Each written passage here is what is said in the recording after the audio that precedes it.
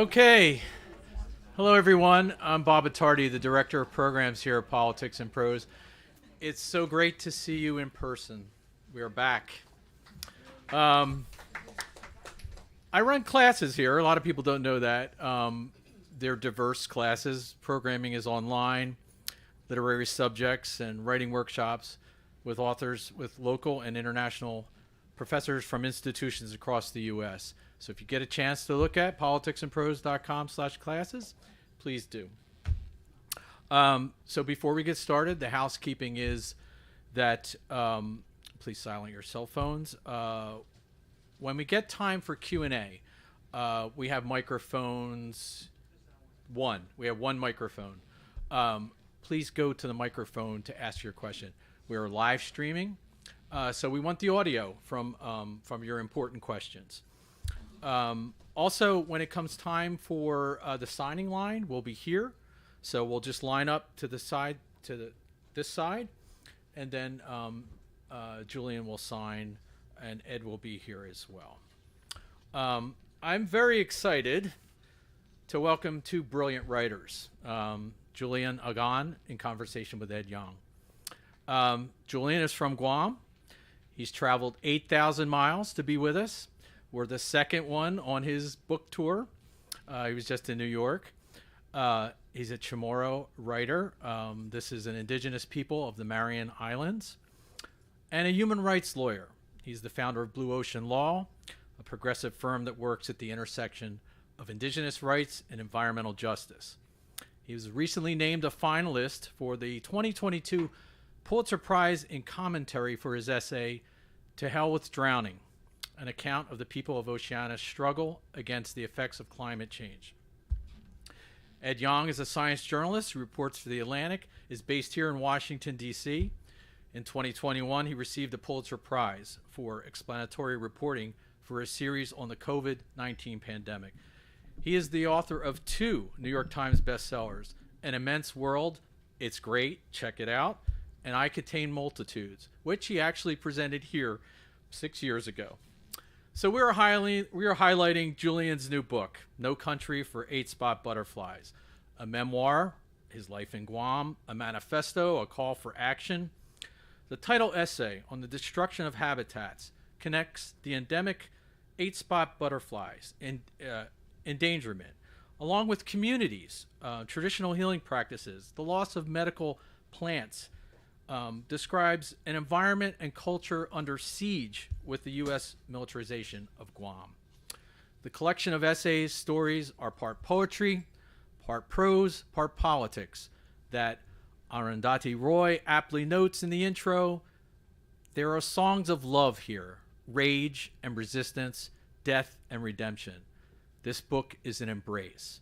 And to add, this is a love letter to life on Earth that draws the reader in to listen and learn, especially while we can, from the 8-spot butterflies. Please welcome our distinguished guests.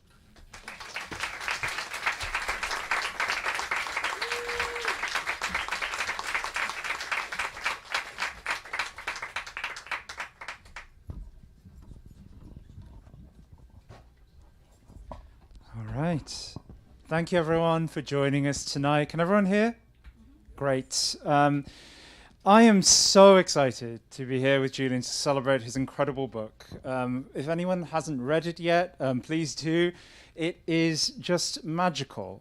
It deals with some of the weightiest issues of our time, the loss of biodiversity, climate change, the perils of colonization.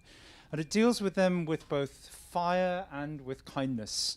His writing is transcendent. It has so much punch to it, and it has so much wisdom and joy to offer.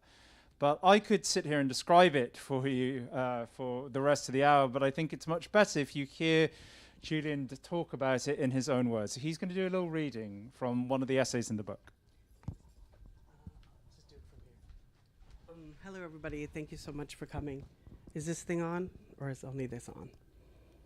Can you hear me? Okay. This piece is entitled Zugu means yoke. The last thing I said to my father when he was still alive was how much I hated him for having cancer, and I hated him hardest the night before he died. It was Halloween. I was a Teenage Mutant Ninja Turtle, Donatello, and all I wanted in the world was to get as far away from that hospital as I could.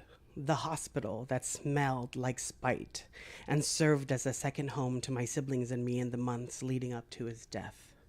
I threw an epic fit after being told my chances of going trick-or-treating weren't good. I fretted as the hours rolled by, convinced there'd be no candy left by the time I got there. I let every adult in my dad's hospital room, including my dad, know how much I hated being there, hated cancer, hated him. I nagged my poor mother so hard she finally relented and told my oldest brother and his wife, who had just flown in from the States, to take my sister and me to the mall. I knew the candy there wouldn't be half as good as the candy from the houses in Nimitz Hill, but I was dying to get out of there, dying to breathe some other air, dying to have just a little bit of fun. But, of course, it was my dad who was dying. Unbeknownst to me, he had been rapidly declining all that day and was, according to the doctors, decidedly on his way out of the world. Of course, I understood none of this then. At 9, one cannot read the signs, cannot see the harried pacing of nurses for what it is, cannot see the emptiness in a soon-to-be widow's eyes. After we buried him, we moved permanently into the house on the hill, the blue and white house on the highest hill in Mount Santa Rosa, the house where everything rusted from the salt water winds that blew in with a vengeance from the Philippine Sea, the house that was never a home. I hated that house. So did my sister. I suspect my brother did too, though he never said so. It's hard to tell because we barely spoke at the time. At least not about anything that mattered. In fact, I mostly avoided him. In fact, we mostly avoided each other. Each of us mourned in our own way. My mom by crying, my sister by self-isolating, my brother by leaving, and me by eating. Believe it or not, though, that wasn't even the problem.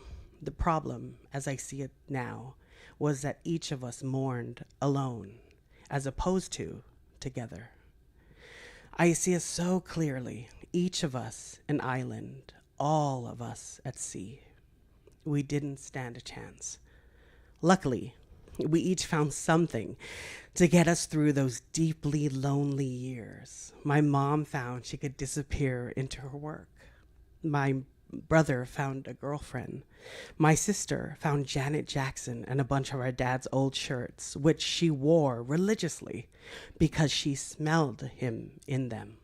And I found a whole wide world on that red dirt mountain. The first thing I found was a family of tree snails, which I'd spent hours watching, wondering why they moved so slowly, wondering if they could, if they had to, move swiftly enough to save their own lives. I found so many things after that. I found I could slide down the smaller slopes at the back of my house if I had just the right piece of cardboard. I found out the hard way that before one runs through an open field of swordgrass, one should wear a long-sleeved shirt. I found no need for a bike. I found butterflies in abundance. I found more grasshoppers than I could count. I studied them closely, that is, when they let me get close. I was awed by how far their little legs could take them. I couldn't for the life of me fathom how such small legs could support such big hops. I wondered endlessly about wings. I was envious of everything that could fly. I prayed, without knowing how to, for wings of my own. I wasn't the only one. Further down the dirt road, my friend hanged himself in his house, the house closest to the bus stop where we took the bus to school every day, the house where words were shouted, not spoken, the house that was never a home. I learned so many things after that. I learned that same friend was an artist, that he loved to draw, that he drew a picture of a friend just before he died, that he tucked it away in a box beneath his bed, that he was capable of gentleness. I did not exactly know that because my friend was also sometimes my bully. But that's the other thing I learned, that when we are in pain, we inflict pain, that when we feel we can no longer breathe, we grab other people's air. I also learned this. Jigo, the village we lived in, comes from the Chamorro word zugu. Zugu means yoke, as in to bear a heaviness or to carry a burden. We all bore that heaviness. My sister most of all. I know this because once, when I was 10 and she was 11, I found her outside in the middle of the night, wearing nothing but my dad's old shirt, which she had washed one too many times, and which, she said, no longer smelled like him. Though it had been only 1 year since he died, I was beginning to be able to read the signs. I could see the emptiness in her eyes. I changed my prayer right then and there. I prayed for her wings, not mine. Thank you.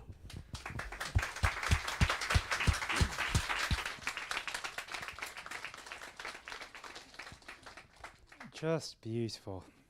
Donatello is also my favorite Ninja Turtle. We have that one.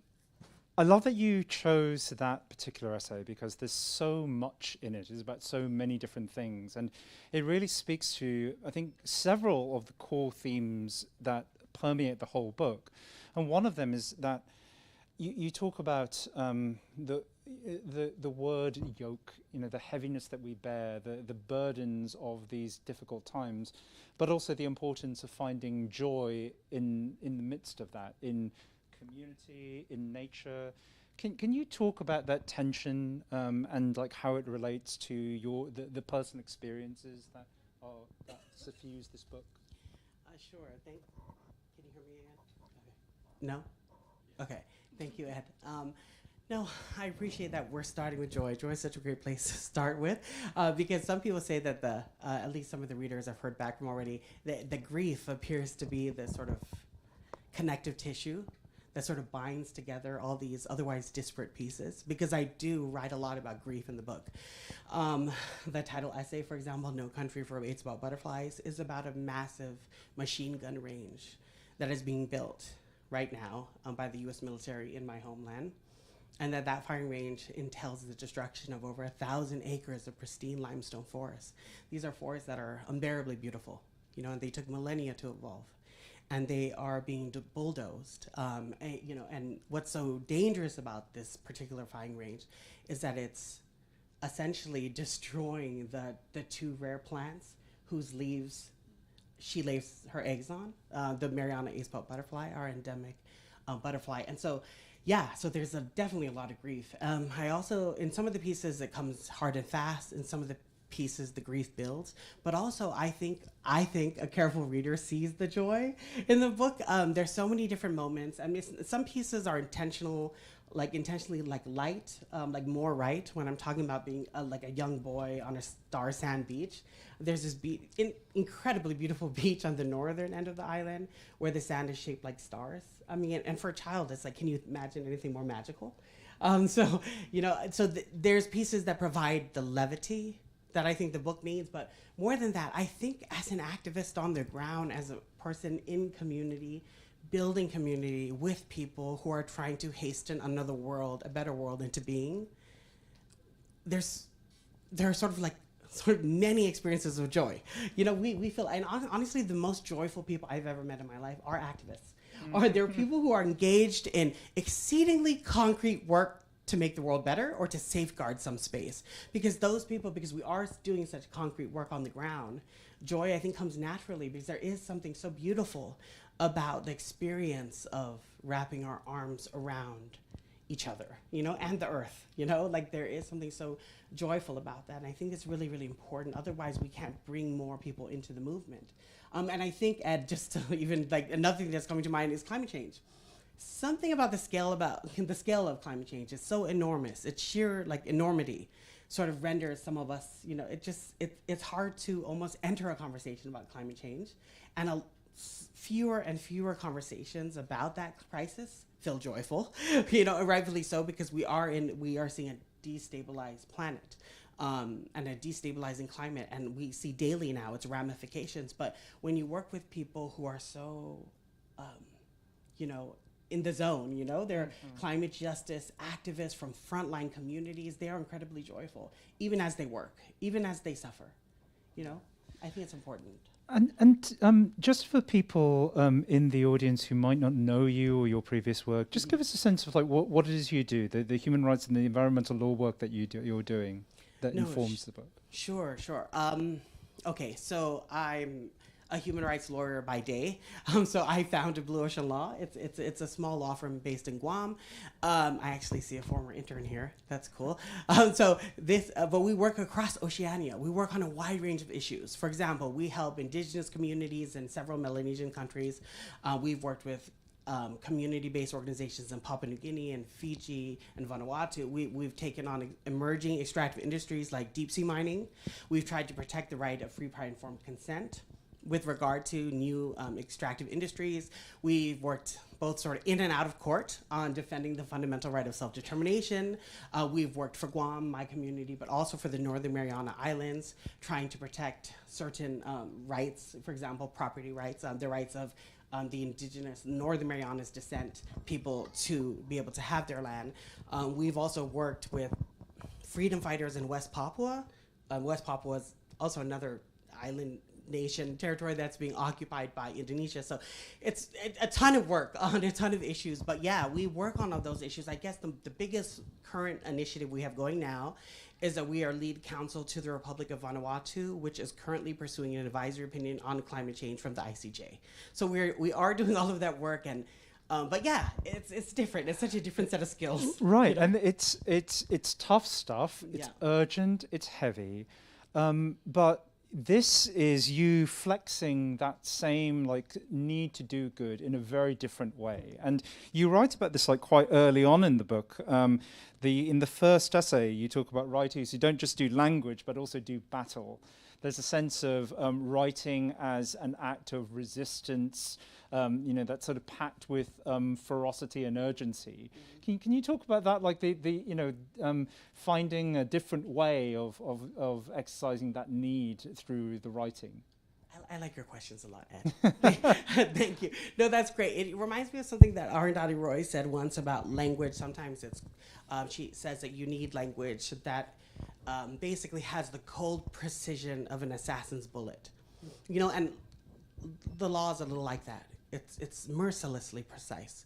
You know, I mean, you have to sort of write in such an exceedingly precise, but oftentimes very narrow way. And you have to separate the wheat from the chaff, and you have to hone in on like the most winnable argument or the strongest, and lead with it. And something about that process of like endless narrowing ends up sort of flattening the discourse in a way also that's unhelpful, at least for a broader sort of political movement building work. World building work can't be done with a lawyer's imagination. I mean, that is not what, it's good adversarially. It's good to sort of criticize the world, that that sort of, and to criticize the sort of governing imagination that has brought the planet to its knees. But to build the other world, it's that voice, it's the literary voice, it's the artist's voice, it's that voice that is so much more capable of world building, and so as opposed to the cold precision, of an assassin's bullet, it's more like writing to create a fire. You're trying to kindle something. You're trying to build a fire, and you're trying to make that fire warm as many bodies as possible. It's a deeply loving act. And it's like my legal career is not that. It's about putting out one fire after another, and I kind of lurch from one crisis to another, and my team, we all do this, but writing is it transports people, it moves people.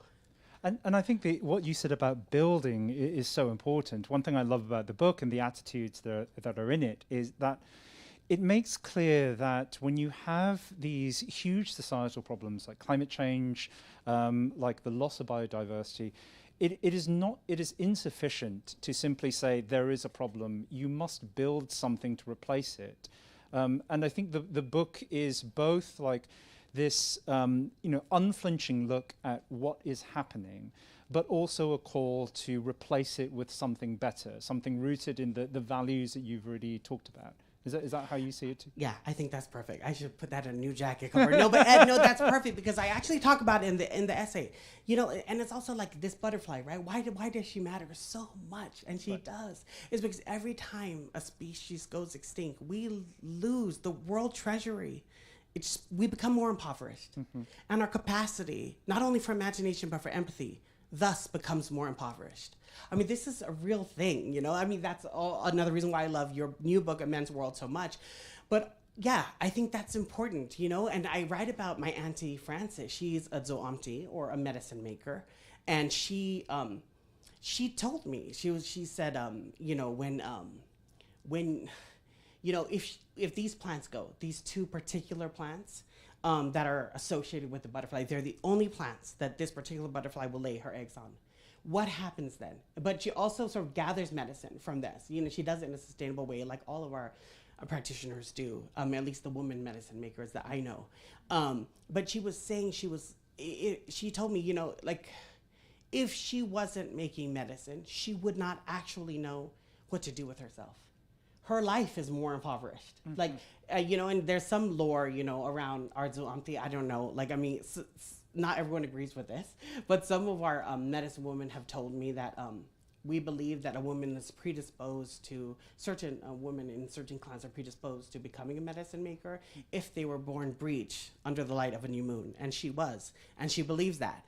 And so this is like a whole other imagination, you know, and the reason also why this is so important is because if it is true that the imagination that got us into this mess will not be the imagination to get us out of it, then it is equally true that what we need to do is try to find a way to throw a net around everyone with a different imagination. We need to provide them maximal protection, legal and otherwise, so that they can, you know, it's that imagination that is possibly has more information, has more clue about how to get us into a better place. Right, you talk about this in one of the essays where you say that in some ways our island, though surrounded by water, is a desert of imagination. That, you know, part of the problem is that I think we're surrounded by systems that crush our ability to imagine something better and therefore to like fight for it. Sure, and in that essay in particular, I'm talking about colonization, you know, Guam being a colony and sort of part of the colonial enterprise, you know, the great game that is afoot. It's not only the sort of theft of land and resources, but it's the colonization of the imagination. You know, and I say in this piece that, because I'm talking to young people, some of whom are taught, you know, to take up very little space in the world. And I'm trying to problematize that for them, you know, and trying to encourage them to take up more space. And so one of the lines I write in there is about maybe that's what colonialism looks like, dreams under duct tape. I say that part of, like, for colonized people, you know, that's part of our work to do. We have to figure out, we have to find the shelf, you know, where we shelved all these dreams. We have to find it and take them down and unseal them. You know, and like, that's what I'm trying to do. I'm trying to break open a conversation for my own people too.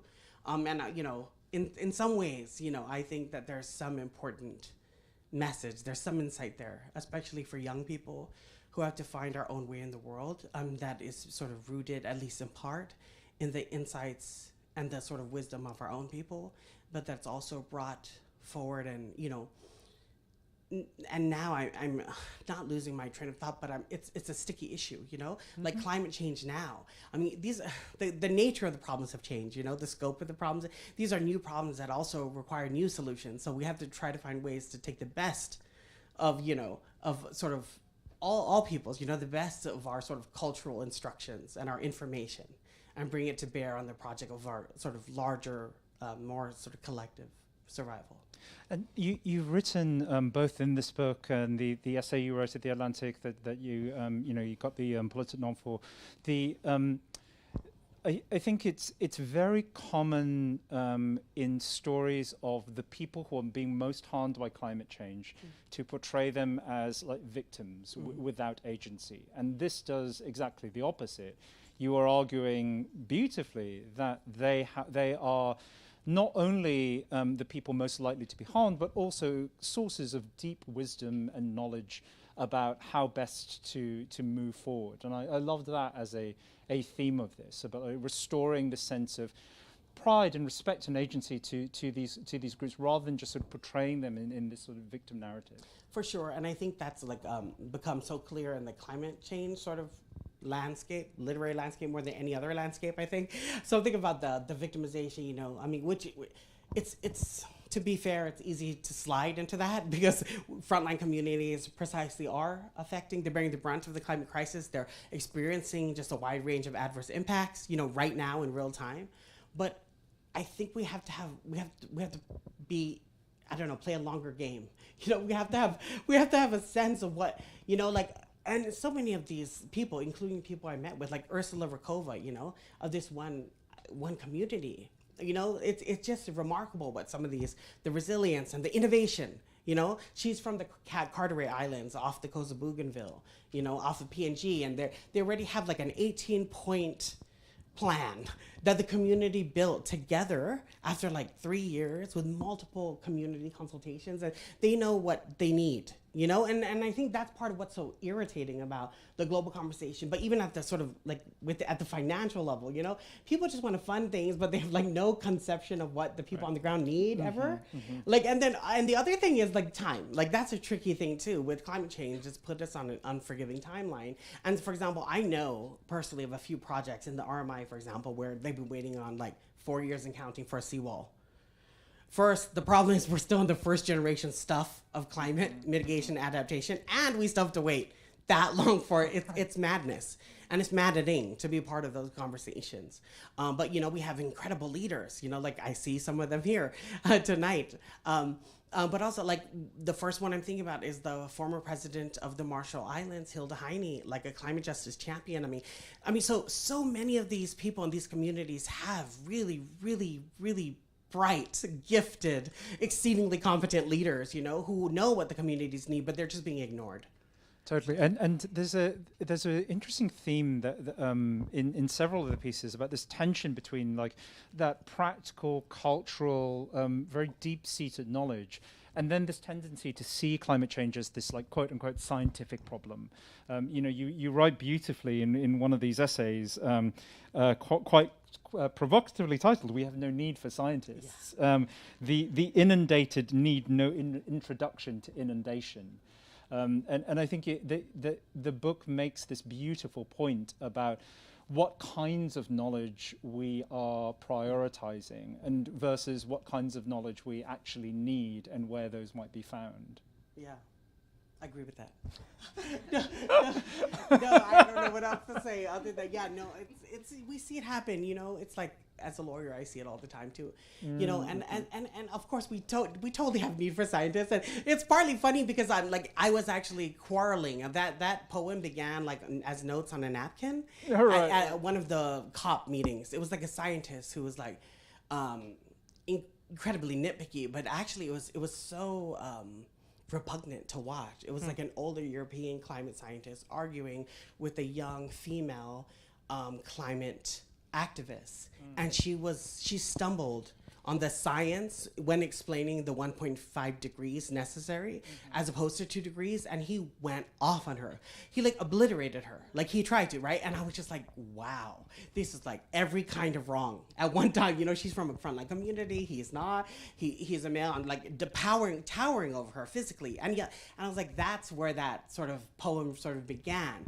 But ultimately it took a different turn, and I was trying to prioritize the other kinds of knowing in the essay. I say that you know, and I'm talking about our coral reefs in this piece, and I'm talking about our mangrove forest, and then I say something about defending. I can't remember the word for word, but essentially in the end, I'm saying, in the end, our reefs are adoring aunts feeding other people's children, and our mangroves mothers in their own right. Because it's just about recalibrating how we see these things. I mean, and that's what we're trying to do. We're trying to give language to that other imagination, because it's that imagination that can get us closer to the kinds of work that needs to be done. Yeah, I think, you know, you argue in a few pieces here that essentially that people won't do that work if they don't feel a connection. You know, it gets back to the thing about joy that we started talking about, that if you don't have some very like deep personal stakes in this game, you're not going to be able to find the right solutions. In one of the essays, I love how you talked about, you mentioned this about seeing this beach full of stars. And in one interpretation, it's a beach full of stars. And in another one that you're given, all the stars are the fossilized remains of little diatoms. And that is right, but the other one is more right. It says something, it captures something beautiful and magnificent about what actually this is and why it's worth caring about. And I love that. I think there are so many little moments like that throughout the book that... Thank you. No, that is awesome. More Right is one of my favorite pieces, in part because it also gives pride of place to the child's imagination. It has this whole, I find myself in the book, even when I'm talking about these just gargantuan things, these mammoth forces, I just keep, I kept coming back and revisiting all these tiny little moments in childhood where I was completely arrested by beauty, where I was felled by beauty. And I was like, that is magic. I think, it's like no empire can be failed by beauty, but thankfully a human being can. That's very important. And it's an important point, we are in the end human beings who are capable of being moved. We have to remind ourselves that. I mean, we have authors like even Rebecca Solnit, who just came out with yet another book about this very point, Amazing point. I mean, it's like beauty is completely underestimated. I mean, its ability, it's and honestly, there's so much that I also, don't know, and I don't speak for my own people. We have such a wide range of opinions, political and otherwise. But I think, one of the things I'm most grateful for about having come of age on Guam is just because I believe, I've developed, that it's a gift maybe that our people have. I don't know. I suspect that it's true, and that is this unusually capacious capacity to pay attention to beauty. Yeah. Right, and because you talk about, on the one hand, the need to be loud, to stand up, to really hold power to account. But you also talk about getting quiet. A few places in the book, the importance of radical listening. Of taking the time to actually just pay attention without shouting, and there's a nice little tension there between the need to speak up ferociously, but also take the time to listen and see what's happening in nature around us. Yeah, no, that idea too of radical listening, and of course I'm not I'm sure other people have used it too in different contexts, but for me the way I sort of imagine that idea is it's about paying attention or listening to those whose lives are more precarious than your own. It's listening to the sort of amplifying the voice of the most vulnerable. And I guess that's why this, the 8-spot butterfly became so clear in my head. Mm-hmm. As it's not just a motif, but this idea, when I think right now about Guam, right now, I literally can't, I think it changes over time, right? And now when I think about Guam and the CNMI, which is, Guam also is the largest southernmost island of a bigger chain, the Mariana Island chain, and we are one people, And when I think about Guam and the CNMI now, I actually think of the sea turtles, and I think of the humpback whales, whose songs are also directly imperiled by U.S. military activities in the water. I mean, there's this nursery, beautiful area off the waters in CNMI where humpback whales are also known to rear their young, but also to sing. And I'm completely overwhelmed, thinking about them because they're in danger and just trying really hard to, it matters so much to me in a way that feels so urgent, and I would never downplay it. Now it's and also it helps. I sort of detest being a lawyer on most days, but and I also detest most lawyers I know. But I will say on some days it feels freaking glorious because we're also suing the U.S. military and or U.S. federal agencies. But for example, we recently just won a lawsuit to protect 23 different species. Yeah. So, yeah. Thank you. Yeah, and it's incredible. The law is useful, but that's all it is. It's just one tool, and it has severe limitations. Anyway. I think listening to you talk about this, I think you're in the moment now conveying the very specific kind of hope that's in the book, because it's very much there, but it's not like Pollyannish. You know, it's a very sort of disciplined kind of hope. And is that something that you try and actively cultivate? Is that something that comes naturally to you? You know, as someone who works in climate change and is very aware of what's happening to us right now, you know, how do you grow the right kind of hope? Oh, that's such a big question. That's a cavernous question.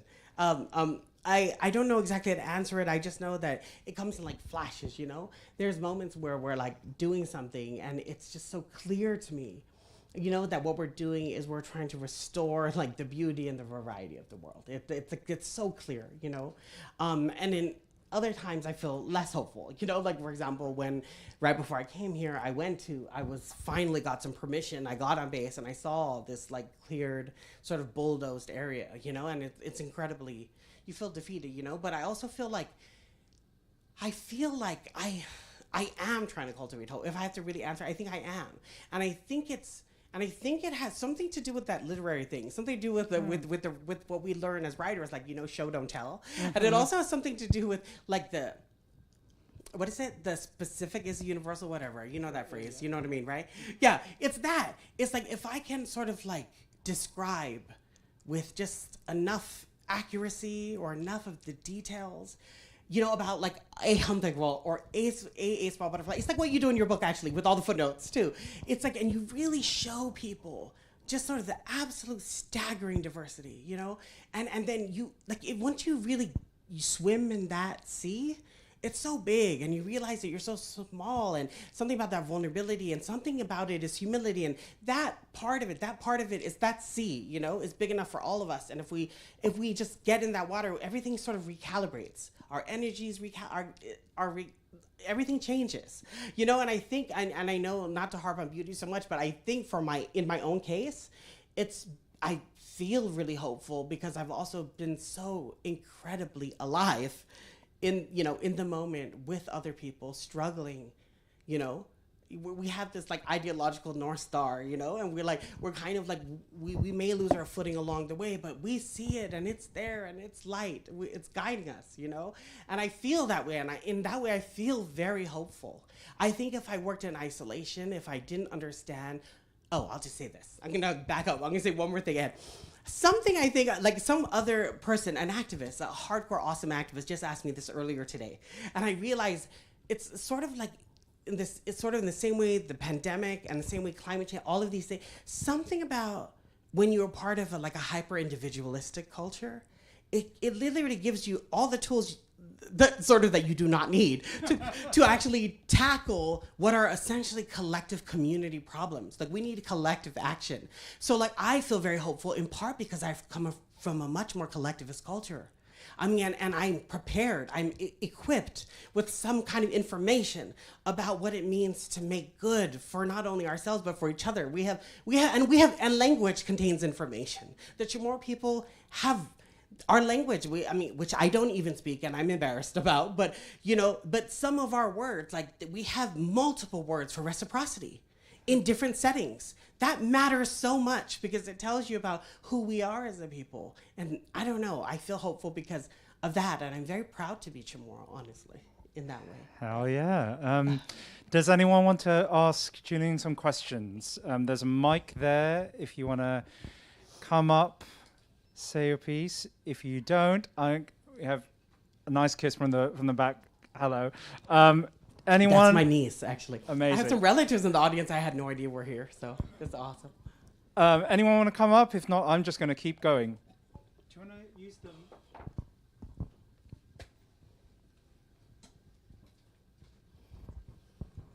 Hi. Hello.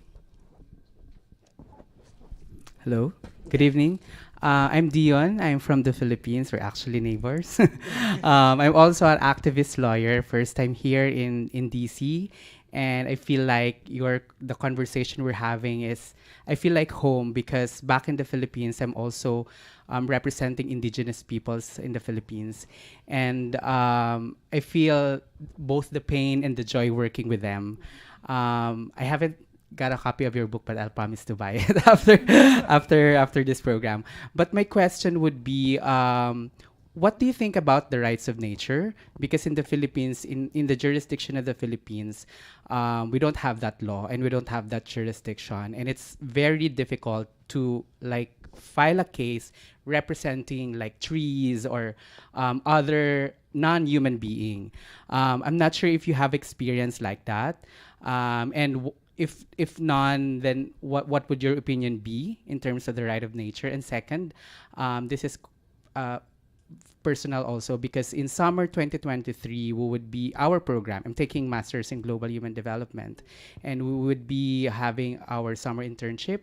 Would your organization or law office would be open to accepting intern in the next summer?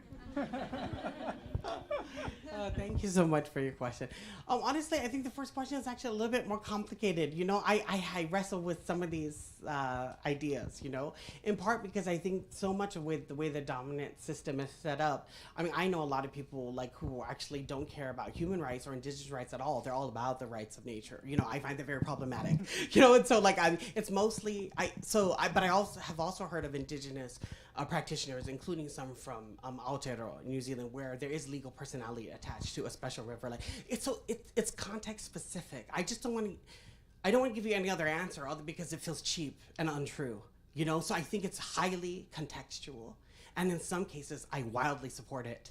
But it has to be anchored in sort of that human connection. Like, I mean, this is partly why I have such, why some purely conservationist groups, like I hear them talk and I get a rash. Like it's immediately allergic reaction because they would prefer no people there, you know? And so it's highly contextual. And the second answer is yes, we do take interns from around the way. And again, we have one of my law partners here and also some law students, so it's great. Thank you, yes. blueoceanlaw.com is the website. Hello. Hafaday, Julian Guahusi Botbara, and si duos masi para estina let bluset gof bonito than mas importante. I just told him thank you for this beautiful book because it's so important. I'm so glad that I came tonight. I have been away from Guam for a long time, and your words and while I was sitting here reading, it brought back so many memories of important things to me, nature and beauty. The last time I was home, I actually visited a Zoamti because I had tummy problems, and she told me to go out into the jungles and pull these certain plants and boil them up, and sure enough, I was cured. I also have in my real life, besides being a Chamorro woman, I'm a teacher, and I teach English language arts to 7th graders who are most of the time reluctant writers. So my question to you tonight is more for that piece of advice to me as a writing teacher. How do I get young writers to find that place where they can write about these beautiful, passionate things in their lives and find that voice? Because the voice that you shared with us tonight is just so important, and I feel so lucky to be here to hear you talk. And I'm thinking, if I could get young people to write about those things that matter the most, golly, I would probably be a rich woman. But lo and behold, I'm still a middle school writing teacher, so thank you. How many students are in your class? I teach a total of about 100 kids. So in my class, I do have about anywhere from 21 to 27 kids. And, I tell them things like, write what you're passionate about. And they're 7th graders, 12 years old, and they're like, we're passionate about video games. But I would like to have them develop this writer's voice. You know, that you talk about seeing beauty. I'd love to be able to steer them in that direction and be sort of a guide and a mentor. Here's the beauty, guys. Write about it. Well, thank you for the question. It's obviously so many people would answer that in so many different ways, you know. But I mean, as a writer, you know, you write what you know. I don't know if that's like a rule that everyone else follows, but I just kind of write my experience. But maybe what's part of the problem or the disconnect, at least with some young people I talk to, including middle school age, I think they're being told a lot of things, but they're not being listened to in some contexts. And so, for example, I know an English teacher on Guam who teaches writing to middle schoolers. And she told me, she came back like way later after we had 3 or 4 conversations about it. She was assigning the wrong things, like in her opinion. She said like something came alive. I forget what book it was, but it's like sometimes changing the text. It's sometimes about giving them something that can, you know, we have to meet people where they're at. And sometimes a 7th grader is at somewhere really specific, you know, and figuring out what it is that, you know, can unlock it for them, you know, like I think that is really important. Also, like I'd be happy to. I already have some ideas for you, so like we can just talk after. And All right, I will give you my phone number, and I'll be texting with you. Yeah. Thank you so much. Hi, Julian. Peter here. So we know each other in passing, but 2 quick comments and then a question that probably you won't be able to answer all in one night. So 1, I wish that we would have interacted when both of us were at Sanchez. I was a young teacher and you were finishing up. Wow. 2, I really want to thank you for your essay on Teresa, because I remember that brought me back to when she came to Guam, when she actually came to Guam, and that kind of started my journey for social environmental activist when she came and spoke at UOG. So my question takes off from your essay, Nikki and Me. Oh, yeah. All right, and that one really, I think the second time reading it really kind of made me think about. So it's you don't have to try to answer all of it, but your perspective on the role that colonization has played on how we treat Chukis in particular back home. Yeah. No, that's a great question. Sorry, that question is also a little loaded in terms of like, there's a lot of context. No, there's just a lot of context. Like, Micronesian itself is a very complicated term. Okay, I'm going to run through this just as quick as possible. Oceania, or the Pacific region, is sometimes divided into 3 sort of categories: Polynesia, Melanesia, and Micronesia. The third and last category is the subregion. Those are called 3 subregions. That's the one Guam is a part of and Sinai is a part of. Palau is a part of it. Federated States of Micronesia. So like multiple entities. And so Chukis people are the people from the island of Chuuk, which is one of 4 main states, substates within the state or the country of the Federated States of Micronesia. So there is a bit of racial tension between Chamorros and Chukis. I mean, at least I think that's a very fair statement. Being a Chamorro born and raised in Guam, I mean, having seen that my whole life.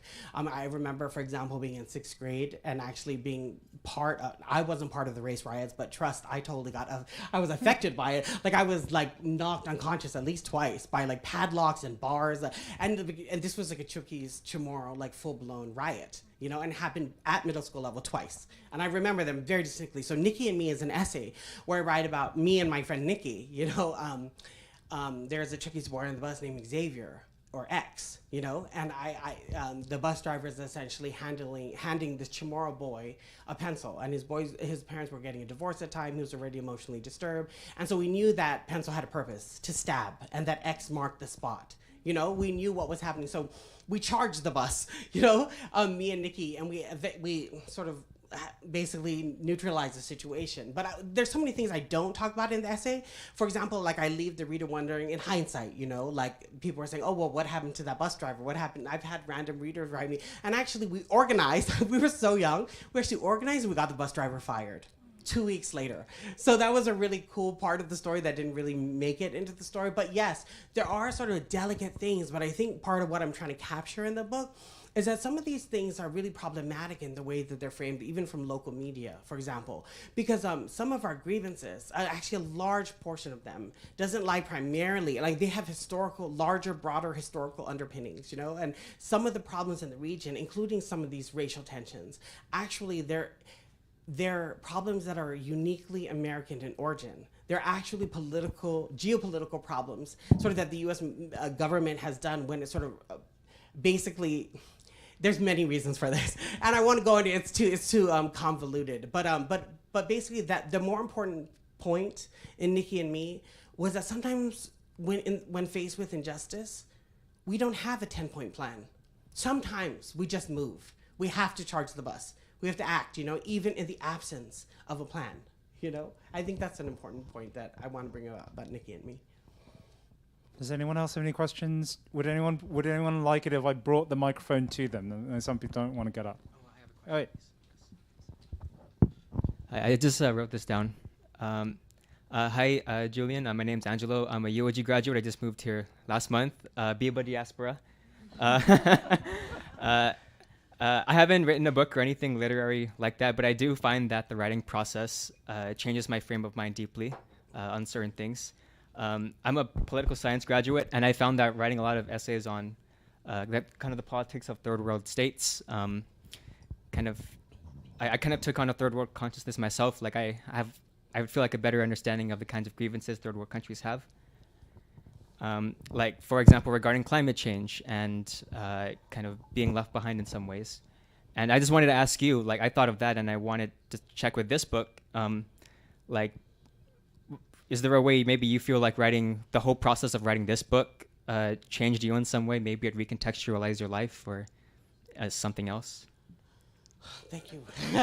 Sorry, No, it's a bit much. Thank you so much for the question. Yeah, no, the writing process in some ways, when I was writing this book, because this book is a little anomalous, just to be clear. I mean, you haven't read it yet, but it's a little anomalous. It doesn't really, right, Ed? It doesn't really have it's not neatly categorizable. Yeah, you would say that. No, yeah, for sure, because there's so many different types there's poems, there's essays, it flits around in different styles and ideas. Yeah, so when you're writing a book like that, in some ways, it's like almost a journal. Like, it's kind of really intimate. And so when you're writing a book that's that intimate, you're never sure if anyone else in the outside world, outside of your head, will understand it. So luckily people have, but also on a deep... You know what? It felt like an art exhibition. That's the closest that I've got to it. Oh, I'll take that. Yeah. No, that's better, Ed. Now I'm going to use that. Consider that stolen. Yeah, no, seriously, because and I guess when an artist does, sort of is that sort of open. I was telling Ed actually before the start of the show. Okay. Quick digression, but I promise you I have a point.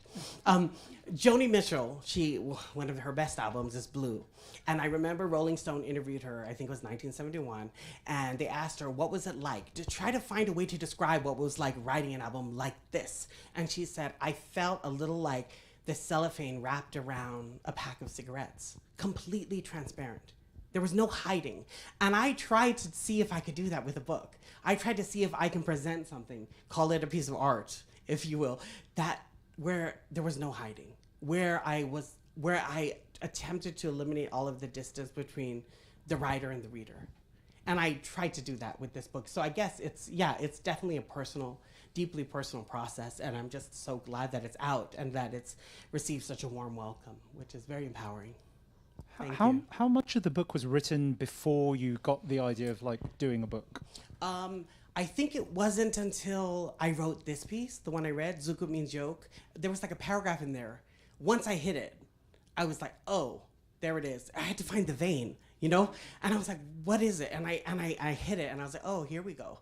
This is something. I knew that it could live. It could eventually stand up on its own and be something and go somewhere. But I didn't know that before I wrote that paragraph. Something about that essay, which was funny because I didn't really know what I was doing. The book primarily, I started writing as a way to process my own grief. During a pandemic, Guam sort of was being reminded of its sort of subordinated political status on a daily basis. So many things, not only with the pandemic, but just daily manifestations of colonial violence, just constant. And the suicide rate was on the rise. It was 1 every 6 days, and particularly among youth.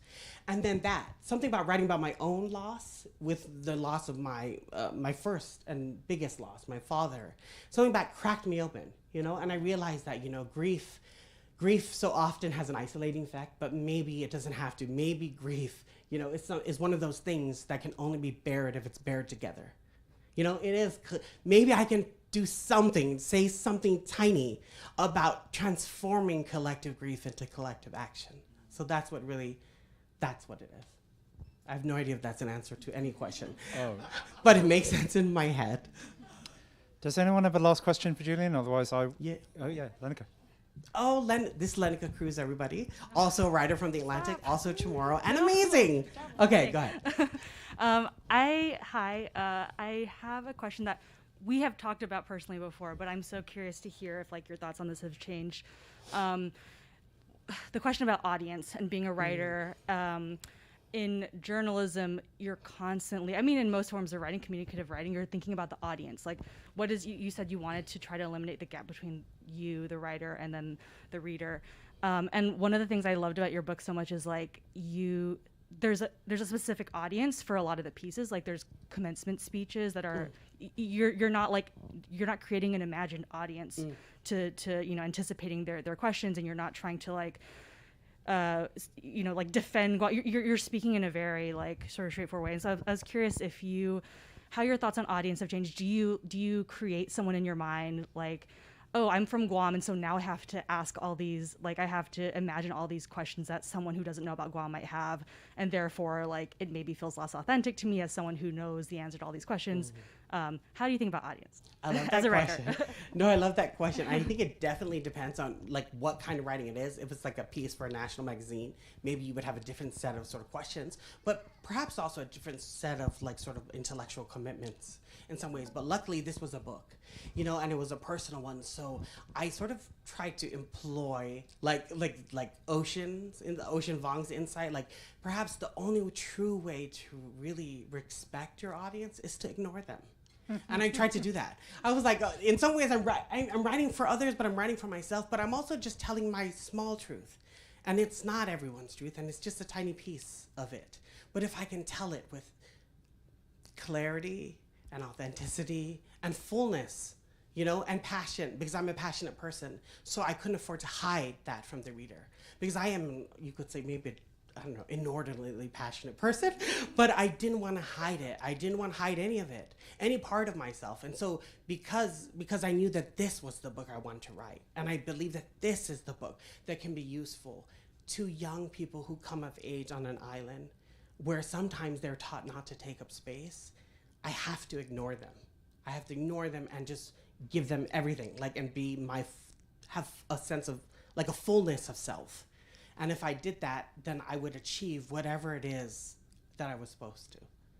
Yeah, I hope that makes sense. I'm not sure I believe that you're capable of hiding your passion for this. That this is a thing that could possibly have happened. Touche. No, very true. But I think it's so evident in the book. I love that it's not...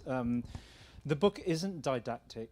There are so many ideas about community, about joy, about hope, about standing up, being quiet, all the rest of it, that I think you can't help but understand as you wander through this beautifully curated art exhibition of a tome. Thank you so much for coming here tonight and sharing your thoughts and your passion with us. Ed, I really appreciate it. Thank you all so much. Thank you, Julian.